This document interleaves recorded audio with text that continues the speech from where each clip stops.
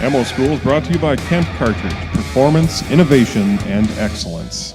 When we pattern our guns, we pattern them on a static pattern sheet, so we never really get a concept of what that pattern looks like in 3 dimension. It doesn't come out flat like a plate and all hit that piece of paper at the same time. Right, It comes out as an elongated tube, which is generally referred to as the shot string. With a shotgun, we're usually shooting at birds that aren't stationary. They're flying anywhere from, almost stationary when they're coming into decoys, to perhaps flying at 55 miles an hour at right angles. Right.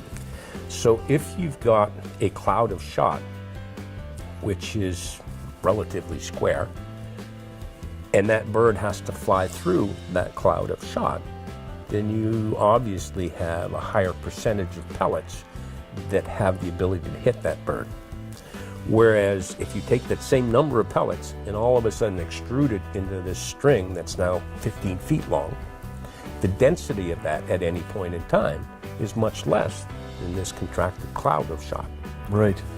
So where that becomes detrimental to hunting is that with that elongated shot string, the necessity to have the most appropriate lead becomes lessened. And you can hit birds more easily with that elongated shot string, but there's not enough density to provide you with the lethality that you need.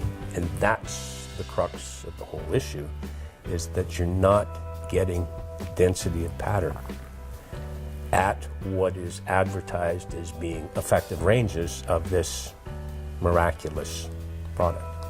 Many people out there today who feel that, because the velocities are so high, that essentially it doesn't matter how fast the bird's flying, but that's not true. Those velocities, are high enough that at a bird that's, 15 yards away from you, shot stringing is pretty much irrelevant. But especially in the case of steel pellets, where they lose their velocity sort of exponentially to their muzzle velocity, the remaining velocity at the distances we're actually shooting birds is significantly less. So the shot stringing does become a real issue with how effective the pattern is on killing birds.